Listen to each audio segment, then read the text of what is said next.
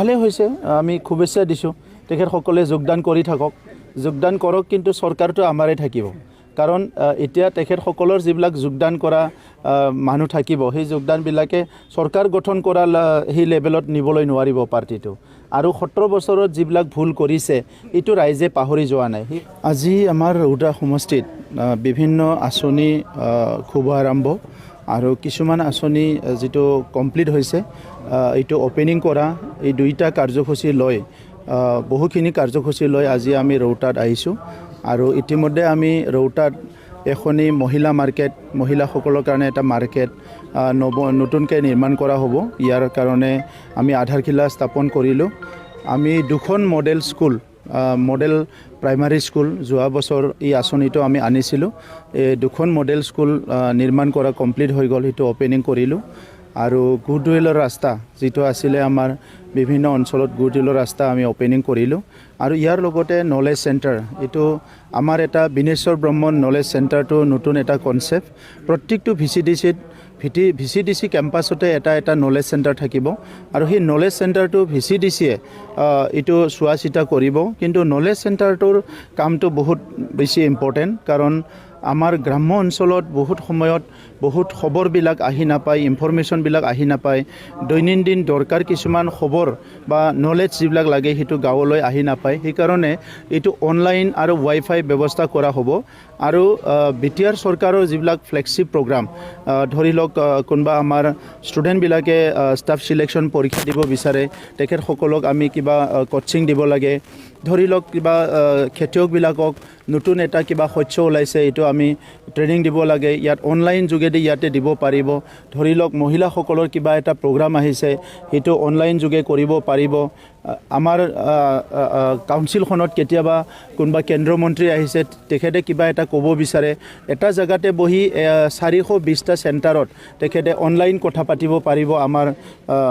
ৰাইজৰ লগত সো তেনেকুৱা এই নলেজ চেণ্টাৰটো আজি স্থাপন কৰা হৈছে আৰু এই বছৰত আমাৰ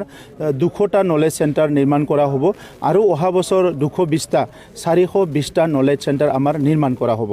তো তেনেকুৱা কাম কিছুমান হাতত লোৱা হৈছে বিটিআৰ অঞ্চলত শান্তি অহাৰ লগে লগে বিটিআৰ অঞ্চলত সকলো পৰিৱেশ পৰিস্থিতি আজি নিয়ন্ত্ৰণ হোৱাৰ লগে লগে বিভিন্ন কাম-কাজ উন্নয়নমূলক কাম-কাজবিলাক হৈ উঠিছে মই অসমৰ মুখ্যমন্ত্ৰী ডক্টৰ হিমন্ত বিশ্ব শৰ্মা ডাঙৰীয়াক ধন্যবাদ জনাওঁ তেখেতে আমাক যোৱাবাৰো গুডউইল মিছন দিছিলে ৰোড কনষ্ট্ৰাকশ্যনৰ কাৰণে এইবাৰো goodwill mission CM goodwill mission দিছে ইয়াৰ দ্বাৰা আমি 600 কিলোমিটাৰ ৰাস্তা নিৰ্মাণ কৰিবলৈ সক্ষম হ'ম ৰৌতা অঞ্চলত বহুত সমস্যা আছিল কিন্তু লাহে লাহে এই সমস্যাবিলাক সমাধান হৈ আহিছে 2-3টা মান দলং লাগে এই দলংখিনি নিৰ্মাণ হৈ গ'লে ৰৌতা অঞ্চল আমাৰ বিটিআৰৰ ভিতৰত এটা উন্নত অঞ্চল হিচাপে গঢ় দিয়াত আমাক আৰু বেছি মানে কষ্ট নহ'ব ভালে হৈছে আমি শুভেচ্ছা দিছোঁ তেখেতসকলে যোগদান কৰি থাকক যোগদান কৰক কিন্তু চৰকাৰটো আমাৰে থাকিব কাৰণ এতিয়া তেখেতসকলৰ যিবিলাক যোগদান কৰা মানুহ থাকিব সেই যোগদানবিলাকে চৰকাৰ গঠন কৰা সেই লেভেলত নিবলৈ নোৱাৰিব পাৰ্টিটো আৰু 17 বছৰত যিবিলাক ভুল কৰিছে এইটো ৰাইজে পাহৰি যোৱা নাই সেই সময়ত যিখিনি দুৰ্নীতি অপশাসন দমন নীতি মদ ভাং জুৱা পঢ়া পাতিৰ একো পৰিৱেশ নাছিলে আজি আমাৰ বিটিআৰ অঞ্চলৰ পৰা 150তকৈ অধিক ল'ৰা ছোৱালীয়ে APSC মেইনছ ক্লিয়াৰ কৰিছে আমাৰ অঞ্চলৰ পৰা বহুতে ইঞ্জিনিয়াৰিঙত এডমিশ্যন পাইছে সুপাৰ 50 আমি আৰম্ভ কৰিছোঁ আমাৰ বিটিআৰৰ এখন ডিষ্ট্ৰিক্টে মেট্ৰিকত টপ হৈছে এইবাৰ আমি সায়েন্স এডুকেশ্যন আৰম্ভ কৰিছোঁ আমি মেথছ এডুকেশ্যন আৰম্ভ কৰিছোঁ সকলো আমি এতিয়া ITI বিলাক এনে পৰি আছিলে এতিয়া 8খন ITI আমি প্ৰচলন কৰিছোঁ আৰু 4খন ITI আমি যেটো হাফডান হৈ আছিলে এইটো কমপ্লিট কৰি আমাৰ কাৰিকৰী টেকনিক্যাল যিবিলাক এডুকেশ্যন দিয়াৰ কাৰণে হিটো ৰেডি কৰি আছোঁ অসম চৰকাৰৰ লগত আমি আলোচনা কৰি সো যিখিনি পৰিৱেশ পৰিস্থিতি ইয়াত আহিছে ইয়াত আৰু নতুনকৈ BPF এ জয়নিং নকৰা এই পৰিৱেশটো লৈ আমি একো চিন্তিত নহয় আৰু হিটো কথাটো আমি কোনো ভাবাও নাই আমাৰ ফোকাসটো হৈছে যে বিটিআৰ অঞ্চলটো উন্নয়নৰ দিশত আগবাঢ়ি লৈ যাব লাগিব এনেও এটা ৰাজনৈতিক দল যদি আহি চৰকাৰ গঠন কৰে বা নেতৃত্ব দিয়ে তেখেতে যদি ৰাইজৰ কাৰণে বহুত বেছি কাম কৰিব নোৱাৰে জায়গাটো আগুৰি লৈ একো লাভ নাই তো সেইকাৰণে যোৱা 17 বছৰ তেখেতসকলে ইয়াৰ শাসনৰ বাগজৰিটো দায়িত্বত লৈ ল'লে কিন্তু উন্নয়নৰ দিশত এই অঞ্চলটো শান্তি প্ৰতিষ্ঠা কৰাৰ দিশত ৰাইজক নিৰাপত্তা দিয়াৰ দিশত বিভিন্ন জাতি জনগোষ্ঠীক সন্মান জনোৱাৰ ক্ষেত্ৰত তেখেতসকলে কেতিয়াও সফল হ'বলৈ নোৱাৰিলে যাৰ কাৰণে বড়ো অনাবড়ো হ'ল বিভিন্ন সমস্যা হ'ল আজিতো এইবিলাক সমস্যা নাই স্থায়ীভাৱে সমাধান হৈ গ'ল গতিকে তেখেতসকলে